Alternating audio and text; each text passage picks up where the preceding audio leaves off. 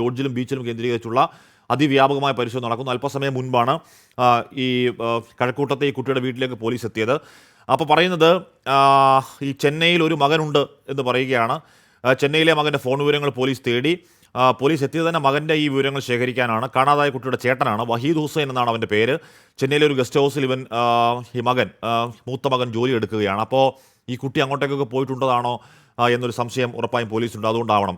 ഷഫീദ് റാവുത്ത് ചെയ്യുന്നു. ഷഫീദ്, ഈ കുട്ടിയുടെ വീട്ടിലെത്തി മൂത്ത ചേട്ടൻ്റെ നമ്പർ വാങ്ങിക്കൊണ്ട് പോയി പോലീസ് എന്ന് പറയുന്നുണ്ട്. അപ്പോൾ എന്തുകൊണ്ടാകാം അത്? ഇനി കുട്ടി ആ വാശിയിൽ എന്നാൽ ചേട്ടൻ്റെ അടുത്തേക്ക് പോയേക്കാം എന്ന് പറഞ്ഞ് ഇറങ്ങിയതാണെന്ന് പോലീസ് സംശയിക്കുന്നുണ്ടോ ഷഫീദ്?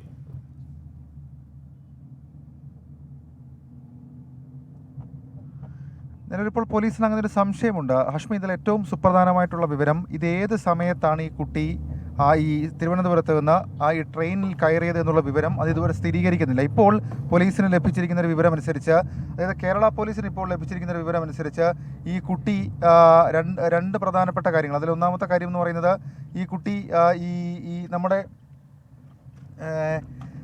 ഈ കുട്ടി ഹഷ്മി, ഇപ്പോൾ നമ്മൾ ഒരു പ്രധാനപ്പെട്ട സ്ഥലത്തേക്ക് കടക്കുകയാണ്. ഈ ബീച്ച് സൈഡിലെ പരിശോധന ഒരു റൗണ്ട് പൂർത്തിയാക്കി വീണ്ടും പ്രധാനപ്പെട്ട റോഡിൻ്റെ, അതായത് കന്യാകുമാരിയിലെ പ്രധാനപ്പെട്ട റോഡിൻ്റെ മറുഭാഗത്തേക്ക് കൂടി പരിശോധന നടത്തുകയാണ്. അവിടെ ഈ ഒഴിഞ്ഞ കെട്ടിടങ്ങളും കാടുകളും ഒക്കെ ഉണ്ട്. അവിടെ കൂടി തമിഴ്നാട് പോലീസിൻ്റെ സഹായത്തോടു കൂടി കേരള പോലീസ് പരിശോധന നടത്തുകയാണ്. അപ്പോൾ ആ ബീച്ച് സൈഡിൽ നിന്ന് നമ്മൾ ഇങ്ങോട്ടേക്ക് മാറിയിരിക്കുന്നു. ഞാൻ പറഞ്ഞു വന്ന കാര്യം ഇതാണ്, നമുക്ക് കുട്ടി എപ്പോൾ ട്രെയിനിൽ കയറി എന്നുള്ള കാര്യത്തിൽ ഇതുവരെയും ഒരു സമയ വ്യക്തതയില്ല. ഇവിടേക്ക് എത്തിയ കേരള പോലീസിന് ലഭിച്ച മറുപടി ഇതായിരുന്നു. അതായത് ഈ കുട്ടി ഒരുപക്ഷെ ഇന്നലെ വൈകിട്ടോ ഒന്നും എത്താനുള്ള സാധ്യതയില്ല, പകരം ഇന്ന് പുലർച്ചെ എപ്പോഴെങ്കിലും ഇവിടേക്ക് എത്തിയതാകാം എന്നുള്ളതാണ് തമിഴ്നാട് പോലീസും RPF ഒക്കെ ഇവർക്ക് നൽകിയ ഒരു മറുപടി എന്ന് പറയുന്നത്. ഇപ്പോൾ മറ്റൊരു സ്ഥലത്തേക്ക് കൂടി, റെയിൽവേ സ്റ്റേഷൻ്റെ മറ്റൊരു ഗ്യാരേജ് എന്താണെന്ന് ഞാൻ മനസ്സിലാക്കുന്നു, അവിടേക്ക് കൂടി ഇപ്പോൾ എത്തുകയാണ്. അവിടേക്ക് കൂടി ഇപ്പോൾ കേരള പോലീസിൻ്റെ സംഘം എത്തുന്നു. ഏതെങ്കിലും തരത്തിലൊരു മൂവ് ഇവിടെ നടക്കുമോ ഇല്ലയോ നമുക്ക് ധാരണയില്ല. ഞാൻ പറഞ്ഞു വന്ന കാര്യം, ഇപ്പോൾ ആ ഇൻഫോമറേയും കൊണ്ട് ഇപ്പോൾ ഹഷ്മി ഇപ്പോൾ കന്യാകുമാരി ബസ് സ്റ്റാൻഡിലേക്ക് എത്തുകയാണ്. കന്യാകുമാരി ബസ് സ്റ്റേഷനാണിത്. ഈ പ്രധാനപ്പെട്ട കന്യാകുമാരി ബസ് സ്റ്റേഷനിലേക്ക് കൂടി പരിശോധന നടത്താൻ വേണ്ടിയിട്ട് കേരള പോലീസിൻ്റെ സംഘം എത്തുന്നതാണ് നമുക്ക് ദൃശ്യങ്ങളിൽ കാണാൻ സാധിക്കുന്നത്. ഞാൻ പറഞ്ഞു വന്ന കാര്യം, ഇപ്പോഴും ഹഷ്മി ഈ സമയവ്യക്തത ഇല്ലാത്തത് കൊണ്ട് തന്നെ ഇന്നലെ ശംഖുമുഖത്ത് വെച്ച് കേരള പോലീസിന് ശംഖുമുഖം അസിസ്റ്റന്റ് കമ്മീഷണർക്ക് കിട്ടിയ ഒരാളുടെ മൊഴി ഉണ്ടായിരുന്നു. ഒരു പയ്യനും ഒരു കുട്ടിയും. ആ കുട്ടിയെ കണ്ടാൽ നമുക്കിപ്പോൾ തസ്തിമിൻ്റെ കൂട്ടിരിപ്പോൾ സമാനമാണ്. അപ്പോൾ ആ പയ്യനും ആ കുട്ടിയും കൂടി വൈകിട്ട് 3 മണി സമയത്തൊക്കെ ഉണ്ടായിരുന്നു എന്നുള്ളൊരു മൊഴി പോലീസിന് ലഭിച്ചത്. അത് മൊഴി നമ്മൾ ഇവരുടെ ഈ നടപടികൾ ഇങ്ങനെ ചിത്രീകരിച്ചുകൊണ്ടിരിക്കുന്ന സമയത്താണ് നമുക്ക് ആ ബൈറ്റ് കിട്ടുന്നത്. അപ്പോൾ അങ്ങനൊരു സംശയത്തിൻ്റെ അടിസ്ഥാനത്തിൽ കൂടിയാണ് ഈ സഹോദരനെ കേന്ദ്രീകരിച്ചുകൊണ്ട് അന്വേഷണം നടത്താൻ തീരുമാനിച്ചിട്ടുള്ളത്. ഇപ്പോൾ ഇവിടെയുള്ള ആളുകൾ, അതായത് ഈ കന്യാകുമാരി ബസ് സ്റ്റേഷനിൽ വിവരശേഖരണം നടത്തുകയാണ്. ഈ തമിഴ്നാട് ബസ് സ്റ്റേഷനിൽ ഏതെങ്കിലും തരത്തിൽ ആ കുട്ടി ഉണ്ടോ എന്നുള്ള കാര്യം പരിശോധിക്കുകയാണ് കേരളത്തിൽ നിന്നുള്ള പോലീസ് സംഘം. ഹഷ്മി ചോദിച്ച ചോദ്യത്തിന് മറുപടി അതാണ്. അതായത് എന്തുകൊണ്ടാണ് ആ കുട്ടിയുടെ സഹോദരനെ കേന്ദ്രീകരിച്ച അന്വേഷണം? ഏതെങ്കിലും തരത്തിൽ ഈ അമ്മ മർദ്ദിച്ച വിഷമത്തിൽ സഹോദരനെ വിവരം അറിയിക്കുകയും സഹോദരനെ വിളിച്ചു വരുത്തുകയോ, അതല്ലെങ്കിൽ സഹോദരനെ കാണാൻ വേണ്ടി ഇറങ്ങിയതോ, അല്ലെങ്കിൽ ആ ശംഖുമുഖത്തുണ്ടായിരുന്നത് സഹോദരനാണോ എന്നടക്കമുള്ള കാര്യങ്ങളാണ് പ്രധാനമായും പോലീസ് ആ വിഷയത്തിൽ പരിശോധിക്കുന്നത്. ഇപ്പോൾ നമ്മളുള്ളത്, അപ്പോൾ മനീഷ് ഈ ബസ്സിലൊക്കെ കയറിയിട്ടുള്ള കേരള പോലീസിൻ്റെ ഒരു പരിശോധന, അതായത് ഇവിടെ നിന്ന് രാവിലെ വളരെ കുറച്ച് ബസ്സുകൾ മാത്രമാണ് 8 മണിക്ക് മുൻപ് പുറപ്പെടുന്നത്. ഇപ്പോൾ സമയം 8:41. അപ്പോൾ ഏതെങ്കിലും ബസ്സിൽ അങ്ങനെ ഈ കുട്ടി ഉണ്ടോ എന്നുള്ള കാര്യം അത് കേരളത്തിൽ നിന്നുള്ള സംഘം പരിശോധിക്കുകയാണ്. കന്യാകുമാരിയിൽ നിന്ന് തിരുവല്ലി അടക്കമുള്ള സ്ഥലങ്ങളിലേക്ക് പോകുന്ന ബസ്സുകളാണിത്. ഈ കേരളത്തിലേക്ക് തിരികെ പോകുന്ന ബസ്സാണ് ഇപ്പോൾ നമ്മൾ ഈ കാണുന്ന ദൃശ്യങ്ങളിൽ കാണുന്നത്. അത് തിരുവനന്തപുരത്തേക്കുള്ള ബസ്സാണെന്ന് മനസ്സിലാക്കുന്നു. അങ്ങനെ ഇത്തരം ബസ്സുകളിലേക്ക് കയറി ഇറങ്ങിയിട്ടുള്ള പരിശോധന കൂടി ഇതുമായി ബന്ധപ്പെട്ട് നടക്കുന്നു എന്നുള്ളതാണ്. കാരണം ഏതെങ്കിലും തരത്തിലുള്ള ഒരു നമ്മൾ ഉടൻ തന്നെ കണ്ടെത്തുമെന്ന് പ്രതീക്ഷിക്കുമ്പോൾ തന്നെ ഏതെങ്കിലും തരത്തിൽ ഒരു കൃത്യമായ ലീഡ് എന്നതിലേക്ക് നമ്മുടെ ഈ ബബിത എടുത്തു തന്ന ആ ഫോട്ടോ മാത്രമാണ് പോലീസിന്റെ പക്കലുള്ളത്. അത് ഇറങ്ങി അവിടെയുള്ള ആൾക്കാരെ കാണിക്കുകയും എവിടെയെങ്കിലും ഒക്കെ നിൽക്കുന്നുണ്ടോ എന്ന ഒരു വളരെ ഒരു ജനറലായി ഒരു വലിയ തെരച്ചിൽ നടത്തുന്നതിനപ്പുറം നമുക്കിപ്പോഴും ഒരു ഫോക്കസ്ഡ് പോയിന്റ് എന്ന് പറയാനൊരു ലീഡുണ്ടോ ഷഫീദ്?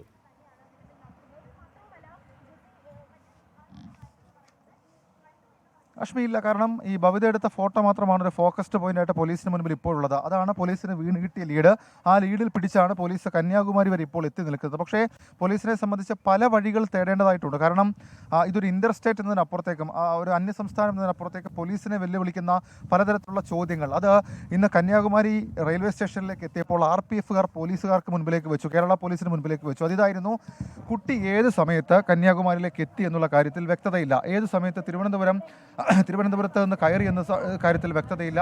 ഈ തിരുവനന്തപുരം സെൻട്രൽ റെയിൽവേ സ്റ്റേഷനിൽ തന്നെയാണോ കുട്ടി കയറിയത് എന്നുള്ള കാര്യത്തിൽ വ്യക്തതയില്ല. കുട്ടി കന്യാകുമാരിയിലെത്തി, കുട്ടി ആ ട്രെയിനിലുണ്ടായിരുന്നു, കുട്ടി കന്യാകുമാരിയിലെത്തി എന്നീ രണ്ട് കാര്യങ്ങളിൽ മാത്രമാണ് പോലീസിന് ഇപ്പോൾ വ്യക്തതയുള്ളത്. അതുകൊണ്ട് തന്നെ അവ്യക്തതകളുടെ ഒരു വലിയ ഒരു പുകപടലം കേരള പോലീസിനെ സംബന്ധിച്ചിട്ടുണ്ട്. അപ്പോഴും ഈ കന്യാകുമാരിയിൽ കുട്ടി ഉണ്ട് എന്ന പലതരത്തിലുള്ള മൊഴികൾ, നമ്മൾ മുൻപ് പറഞ്ഞ ഓട്ടോറിക്ഷ ഡ്രൈവറുടെ മൊഴിയുണ്ട്, ഒരു ഷോപ്പ് ഉടമയുടെ മൊഴിയുണ്ട്, അങ്ങനെ പലതരത്തിലുള്ള മൊഴികൾ, അങ്ങനെ ആ കുട്ടിക്ക് സമാനമായിട്ടുള്ള സാദൃശ്യമുള്ള, കുട്ടിയോട് സാദൃശ്യം തോന്നിപ്പിക്കുന്ന പലതരത്തിലുള്ള ആളുകളുണ്ട് എന്നുള്ളൊരു വിവരം ഇതുമായി ബന്ധപ്പെട്ട് ഇപ്പോൾ ലഭിക്കുന്നുണ്ട്. ആ വിവരത്തിൻ്റെ കൂടി അടിസ്ഥാനത്തിലാണ് ഇപ്പോൾ ചില നീക്കങ്ങൾ കേരള പോലീസ് നടത്തുന്നത്. അതേസമയം ഇപ്പോൾ 2 പേരെ മാത്രമാണ് നമ്മൾ പോലീസ് സംഘത്തിലെ കാണുന്നതെങ്കിൽ മറ്റ് 3 പേർ അവർ മറ്റ് സ്ഥലങ്ങളിൽ കൂടി പരിശോധനയും തിരച്ചിലുമൊക്കെ നടത്തുന്നത് നമുക്ക് ആ ദൃശ്യങ്ങളിൽ കാണാൻ സാധിക്കും. ഏതായാലും ഈ ബസ് സ്റ്റാൻഡിലെ പരിശോധനയും 13 വയസ്സ് മാത്രമുള്ള കുട്ടിയാണ്. കന്യാകുമാരി എന്ന് പറയുന്ന സ്ഥലമൊന്നും അതിന് അത്ര പരിചയമുള്ള ആളല്ല. നേരത്തെ പാലക്കാട് പറഞ്ഞപ്പോൾ പാലക്കാട് പോലും ഒന്നും അറിയാത്ത കുട്ടിയാണ്. അപ്പോൾ 22 മണിക്കൂർ ആവുന്നുണ്ട്. അപ്പോൾ അങ്ങനെ എവിടെയെങ്കിലും ഒളിച്ചിരിക്കാനാണെങ്കിലോ അല്ലെങ്കിൽ അങ്ങനെ അങ്ങ് സാധ്യമാകും, അങ്ങനെ അങ്ങ് മറഞ്ഞിരിക്കാൻ സാധ്യമാകുമോ ഷഫീദ്? എന്താണ് ഈ പോലീസ് അതുമായി ബന്ധപ്പെട്ട് പറയുന്നത്?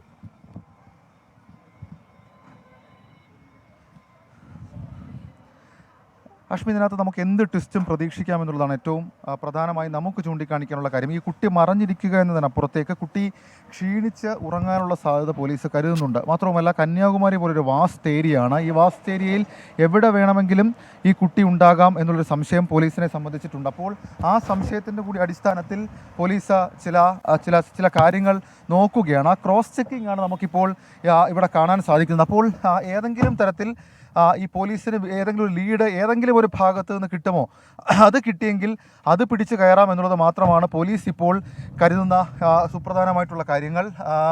ഇനി നമ്മളെ സംബന്ധിച്ച്, അതായത് പോലീസ് മുന്നോട്ട് വയ്ക്കുന്ന കാര്യങ്ങളിൽ നമ്മളെ സംബന്ധിച്ച് പ്രതീക്ഷയുള്ളത് കന്യാകുമാരി മുഴുവൻ അരിച്ചു പെറുക്കുക. നമ്മൾ ഇന്നലെ അർദ്ധരാത്രി തിരുവനന്തപുരം നഗരം മുഴുവൻ അരിച്ചു പെറുക്കിയതുപോലെ കന്യാകുമാരി മുഴുവൻ അരിച്ചു പെറുക്കുക എന്നുള്ള ഒറ്റ ലക്ഷ്യം മാത്രമാണ് പോലീസിനെ സംബന്ധിച്ചിട്ടുള്ളത്.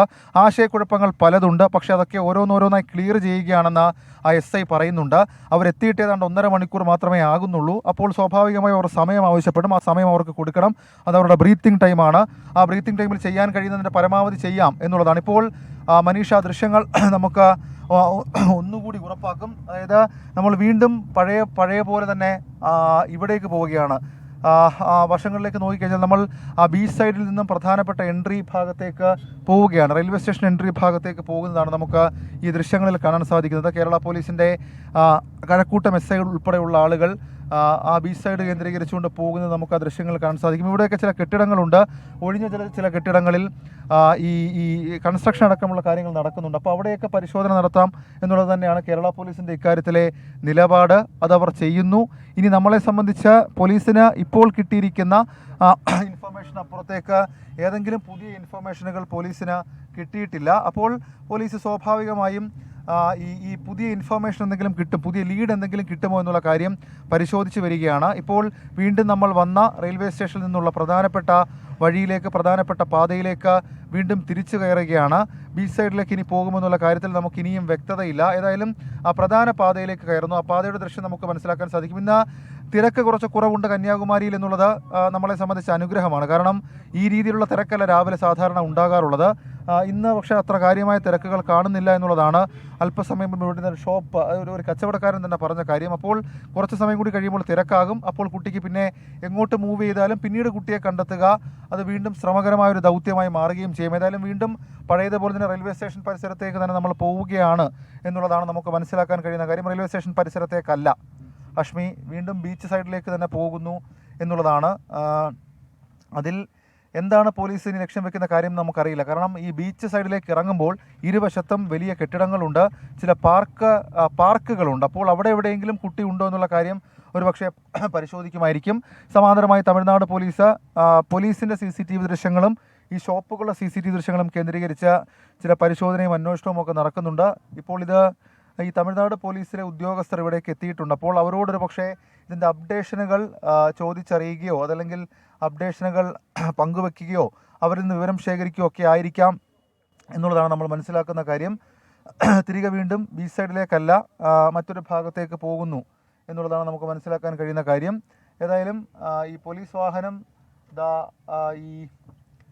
വീണ്ടും പഴയ റോഡിലേക്ക് കയറുകയാണ്. എന്തെങ്കിലും ഇൻഫർമേഷൻ അടിസ്ഥാനത്തിലാണ് കയറൽ എന്നുള്ള കാര്യം നമുക്ക് ധാരണയില്ല. പക്ഷേ ഈ തമിഴ്നാട് പോലീസിലെ 2 ഉദ്യോഗസ്ഥർ ചില വിവരങ്ങൾ കൈമാറുന്നുണ്ട്. കേരള പോലീസിലെ മറ്റ് 3 പേർ അവരിൽ ഒരാൾ ഈ ഭാഗത്തുണ്ട്. മറ്റ് 2 പേർ ഒരാൾ വനിതയായിരുന്നു. അവർ ഈ റെയിൽവേ സ്റ്റേഷൻ ഭാഗത്ത് തന്നെ പരിശോധന നടത്തുന്നു എന്നുള്ളതാണ് നമുക്ക് നിലവിൽ ലഭിക്കുന്ന വിവരം. ഏതായാലും 22-23 മണിക്കൂർ പിന്നിടുന്നു. തലസ്ഥാന നഗരത്തിലെ കഴക്കൂട്ടത്ത് നിന്ന് അസം സ്വദേശിനികളായ ദമ്പതികളുടെ 13 വയസ്സുകാരിയായ മകളെ കാണാതായിട്ട് അമ്മയുമായി വഴക്കിട്ട് വീട്ടിൽ നിന്ന് ഇറങ്ങിപ്പോയതാണ്. ചെന്നൈയിലൊരു സഹോദരനെന്നുള്ളൊരു വിവരം വൈകിയ വേളയിൽ പോലീസ് തിരിച്ചറിയുന്നു. അതിലും ആശയക്കുഴപ്പങ്ങളും സംശയങ്ങളും പോലീസിന് പലതുണ്ട്. കാരണം ഇന്നലെ ശംഖുമുഖത്ത് വെച്ച് അർദ്ധരാത്രി 2:30 പോലീസ് ഈ ആളുകളെ തട്ടിയുണർത്തി കുട്ടിയുടെ ഫോട്ടോ കാണിച്ച് ചോദിക്കുമ്പോൾ ഈ കുട്ടിയും മറ്റൊരു ചെറുപ്പക്കാരൻ, അതായത് ഇച്ചിരി പ്രായമുള്ളൊരു ആൺകുട്ടിയും കൂടി ഇവിടെ വന്നു പോയതായി ശംഖുമുഖം സ്വദേശിയായിട്ടുള്ള മണികണ്ഠൻ പോലീസിന് മൊഴി നൽകിയിരുന്നു. ആ മൊഴിയാണ് ഈ സഹോദരനാണോ ഇത് എന്നുള്ള കാര്യം പോലീസിനെ സംബന്ധിച്ചുള്ള സംശയം ബലപ്പെടുത്തുന്നത്. ഏതായാലും ആ രീതിയിലുള്ള തിരച്ചിൽ അത് പുരോഗമിക്കുന്നുണ്ട്. ആ തിരച്ചിൽ വലിയ രീതിയിൽ പുരോഗമിക്കുന്നുണ്ട്. വീണ്ടും ഒരു പക്ഷേ ബീച്ച് സൈഡിലേക്ക് കേരള പോലീസിൻ്റെ സംഘം പോകുന്നു എന്നാണ്. ബീച്ച് സൈഡിലേക്കല്ല, മറുഭാഗത്തേക്ക്, ബീച്ച് സൈഡിൻ്റെ ഇടത്ത് വശത്ത് ബീച്ച് സൈഡിൻ്റെ മറ്റൊരു ഭാഗത്തേക്ക് ഇറങ്ങുന്ന വേറൊരു വഴിയുണ്ട്. ആ ഭാഗത്തേക്ക് കേരള പോലീസിൻ്റെ സംഘം പോകുന്നത് നമുക്ക് ആ ദൃശ്യങ്ങളിൽ കാണാൻ സാധിക്കും. അവിടെ ഈ ചെറിയ ഷോപ്പുകളാണ്, അതായത് ചെറിയ ഷോപ്പുകൾ, ഈ തുണിത്തരങ്ങൾ, അതേപോലെ തന്നെ നമ്മൾ ഈ ശംഖുമുഖത്തൊക്കെ കിട്ടുന്ന ഈ നമ്മൾ ആഡംബര വസ്തുക്കളായിട്ട് അല്ലെങ്കിൽ ഉപയോഗിക്കുന്ന ആഭരണങ്ങളൊക്കെ കിട്ടുന്ന സ്ഥലങ്ങൾ, അവിടെ അതൊക്കെ വിൽക്കുന്ന ഒരു സ്ഥലമാണ്. അതും ഈ ബീച്ച് സൈഡിൻ്റെ ഒരു ഭാഗമാണ്. പക്ഷേ നമ്മൾ നേരത്തെ പോയ ഭാഗമല്ല. അവിടെ കുറച്ച് ആൾത്തിരക്കുണ്ട്. ഇപ്പോൾ നമ്മൾ പോകുന്ന ഈ ഭാഗത്ത് കുറച്ച് ആൾത്തിരക്കുണ്ട്. അപ്പോൾ ഈ ആൾത്തിരക്കുള്ള ഭാഗത്തു കൂടി അന്വേഷണം നടത്താം. ഏതെങ്കിലും തരത്തിൽ ആ കുഞ്ഞ് പേടിച്ച് മറ്റോ മാറി നിൽക്കുന്നുണ്ടോ എന്നുള്ളത് പോലീസിനെ സംബന്ധിച്ചൊരു സംശയമാണ്. ആ സംശയത്തിൻ്റെ അടിസ്ഥാനത്തിലാണ് എന്തായാലും ആ ചോദ്യത്തിന് മറുപടി കിട്ടിയാൽ മതിയാവുള്ളൂ. ഷഫീദ് റാവുത്തർ രാത്രി മുഴുവൻ പോലീസ് സംഘത്തോടൊപ്പം ഇവിടെയുണ്ട്. ഇവിടെ തിരുവനന്തപുരത്ത് നിന്ന് പോലീസ് സംഘത്തിനൊപ്പം തന്നെ പോയതാണ്. ഏതെങ്കിലും തരത്തിൽ പോലീസിന്റെ അന്വേഷണത്തെ ഏതെങ്കിലും തരത്തിൽ തടസ്സമുണ്ടാക്കുകയോ ഏതെങ്കിലും തരത്തിൽ ബുദ്ധിമുട്ടുണ്ടാക്കുകയോ ചെയ്യുന്നത് നമ്മുടെ അജണ്ടയല്ല. നമ്മളത് അങ്ങനെ ചെയ്യുന്നുമില്ല. പക്ഷേ ഈ വിവരങ്ങൾ നമുക്കറിയണം, അത് പ്രേക്ഷകരോട് പറയണം. കാര്യം ഒരു 13 വയസ്സുള്ള കുഞ്ഞാണ്. ശരിയാണ്, വീട്ടിൽ നിന്ന് അമ്മയുമായുള്ള പിണക്കത്തിൻ്റെ ഭാഗമായി ഇറങ്ങി പുറപ്പെട്ടു പോയതാണ്. 13 വയസ്സല്ലേ ഉള്ളൂ. അതിനുള്ള പക്വതയും പാകതയും ഒക്കെ നമ്മൾ കണക്കാക്കണം. അതിനെ കുറ്റപ്പെടുത്തും മുൻപ് 1-2 പ്രേക്ഷകർ അതിനെ കുറ്റപ്പെടുത്തി കമൻറ്റ് ബോക്സിൽ കണ്ടു. അത് നമുക്ക് കുറ്റപ്പെടുത്താം. ആ കുഞ്ഞിനെ കണ്ടതിന് ശേഷം നമുക്ക് ഉറപ്പായും കുറച്ച് ഗുണദോഷം കൊണ്ട് തന്നെ കുറച്ച ഭാഷയിൽ തന്നെ മക്കളെ എന്തിനായി പരിപാടി കാണിച്ചത് നമുക്ക് ഉറപ്പായും ചോദിക്കാം. പക്ഷേ ഇപ്പോൾ പ്രധാനം അതല്ല. ഒരു കുട്ടി കാണാമറയത്താണ്, എവിടെയാണെന്ന് അറിയില്ല.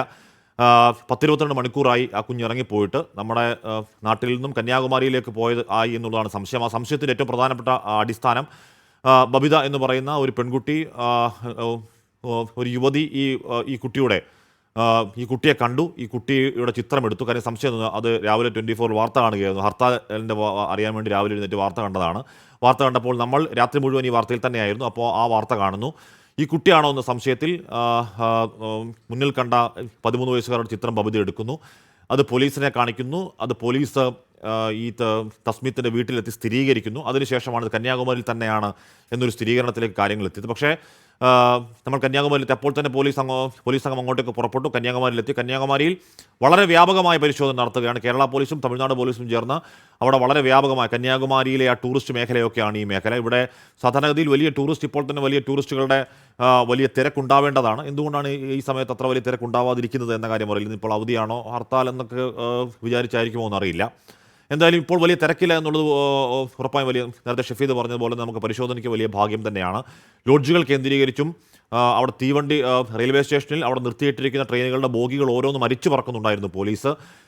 ഈ പരിശോധനയുടെ വിവരങ്ങളൊക്കെ അറിഞ്ഞ് കുട്ടി പുറത്തേക്ക് വരാൻ മടിച്ച് അങ്ങനെ ഈ മേഖല അറിയാത്ത കന്യാകുമാരി അധികം അറിയാത്ത ഒരു കുട്ടിക്ക് അത്രത്തോളം ഒളിച്ചു നിൽക്കാനൊക്കെ കഴിയുമോ ഒരു 13 വയസ്സുകാരി കുഞ്ഞിന് എന്ന കാര്യം സംശയമുണ്ട്. അപ്പോൾ എന്ത് പറ്റി എന്ന് നമ്മുടെ ഇപ്പോൾ ഒരു ചെറിയ ആശങ്ക പോലൊക്കെ തോന്നുന്ന സമയമാണ്. അതുകൊണ്ട് എത്രയും പെട്ടെന്ന് ആ കുട്ടിയെ കണ്ടെത്തട്ടെ എന്നുള്ളതാണ് ആഗ്രഹം, പ്രാർത്ഥന. എന്തായാലും പോലീസ് അവരെ കൊണ്ട് കഴിയാവുന്ന മട്ടിൽ അവരെ കൊണ്ട് കഴിയാവുന്ന രീതിയിലൊക്കെ വളരെ ഊർജിതമായ കാര്യക്ഷമമായ പരിശോധന എല്ലാ മേഖല കേന്ദ്രീകരിച്ച് ഇപ്പോൾ നടത്തുകയാണ്. അതിൽ ബീച്ച് സൈഡിൽ 2 തവണയാണ് അവിടെ പരിശോധന നടത്തിയത്. ബീച്ചിൽ കണ്ടു എന്ന ചില സൂചനകൾ, അല്ലെങ്കിൽ ഈ റെയിൽവേ സ്റ്റേഷന് പുറത്താണ് ഈ കുട്ടിയെ കണ്ട കാര്യം ഓട്ടോ ഡ്രൈവറും പറയുന്നത്. അപ്പോൾ അതിലൊരു ഓട്ടോ ഡ്രൈവറെയും കൊണ്ടായിരുന്നു ബീച്ച് സൈഡിലെ പരിശോധന. ബീച്ചിൽ വളരെ വ്യാപകമായി കുറേ അധികം സമയം നീണ്ടുനിന്ന പരിശോധന നടത്തിയെങ്കിലും അവിടെ കാര്യമായൊന്നും കണ്ടെത്താൻ എന്ന് പറഞ്ഞാൽ ഈ കുഞ്ഞിനെ കണ്ടെത്താൻ കഴിഞ്ഞില്ല. പിന്നീട് ഇതെവിടെ പോയി എന്ന് പറഞ്ഞാൽ കഴക്കൂട്ടത്തുനിന്ന് ഈ കുട്ടി ഇറങ്ങിപ്പോയിട്ട് ഇപ്പോൾ 22-23 മണിക്കൂറിലേക്ക് കടക്കുകയാണ്. ആദ്യഘട്ടത്തിൽ ഈ പരാതി നൽകാൻ വീട്ടുകാർ പരാജയപ്പെട്ടു. അതിന് കാരണം നേരത്തെ അധ്യാപകൻ പറഞ്ഞിരുന്നു. നാട്ടിൽ മൊത്തമുള്ള കാടടച്ചുള്ള തെരച്ചിൽ എല്ലാവരും ചേർന്ന് നടത്തി. പിന്നീടാണ് ഒരു 10-10:30 കുട്ടി അവിടെ ഇല്ല എന്ന് അവർ തിരിച്ചറിയുന്നതും അത് അന്വേഷണത്തിലേക്കൊക്കെ പോകുന്നതും. പിന്നീട് പോലീസിന് എന്തായാലും പോലീസ് ആദ്യ മണിക്കൂറുകൾ നഷ്ടമായി എന്ന് പറഞ്ഞാൽ ഒരു നഷ്ടം തന്നെയാണ് അന്വേഷണത്തിൽ. പക്ഷേ അത് മറികടന്നുകൊണ്ട് പരാതി കിട്ടിയ ആ സമയം മുതൽ തന്നെ പോലീസ് വളരെ കാര്യക്ഷമമായി വളരെ ഊർജിതമായി നടത്തുന്ന പരിശോധന നമ്മൾ ലൈവായി കേരളം ഈ മണിക്കൂറുകൾ കാണുന്നുണ്ട്. അവിടെ നിന്ന് രാത്രി കന്യാകുമാരിയിലേക്ക് എത്തിയതാണ്. കന്യാകുമാരിയിൽ ഇപ്പോൾ ടൂറിസ്റ്റുകളുള്ള മേഖലയിലൊക്കെ ഇങ്ങനെ പോലീസ് പരിശോധന നടത്തേണ്ട ഏതെങ്കിലും തരത്തിലൊരു ഒരു ഫോക്കസ്ഡ് പോയിന്റ് അല്ലെങ്കിൽ ഒരു പ്രത്യേക ലീഡ് ഇപ്പോഴും പോലീസിനുണ്ടോ എന്ന് ചോദിച്ചാൽ ആകെ 5:30 ബബിത കൊടുത്ത ആ ചിത്രം മാത്രമേ പോലീസിന് മുന്നിൽ കിട്ടിയ ഒരു ലീഡായിട്ടുള്ളൂ. അതിനുശേഷം ഈ കുട്ടി എവിടെയാണ് എന്ന രീതിയിലുള്ള ഒരു ലീഡും പോലീസിന് കിട്ടിയിട്ടില്ല. അതുകൊണ്ട് തന്നെ ആ തിരച്ചിൽ കുറച്ച് അല്ലെങ്കിൽ ആ അന്വേഷണം കുറച്ച് സങ്കീർണമാകുന്നുണ്ട് എന്ന കാര്യം ഒരു തർക്കം അക്കാര്യത്തിലില്ല. അതുകൊണ്ട് പോലീസിന് അന്വേഷണം സ്കാറ്റേർഡായി തന്നെ പോകണം. എല്ലാ മേഖലകളിലും നമ്മൾ ഇവിടെ നിന്ന് പോയ പോലീസ് സംഘത്തെ ഓരോരോ സംഘങ്ങളായി തിരിച്ചുകൊണ്ട് അവർ പല മേഖലകളിലുള്ള പരിശോധന ഇപ്പോൾ നടന്നുകൊണ്ടിരിക്കുക.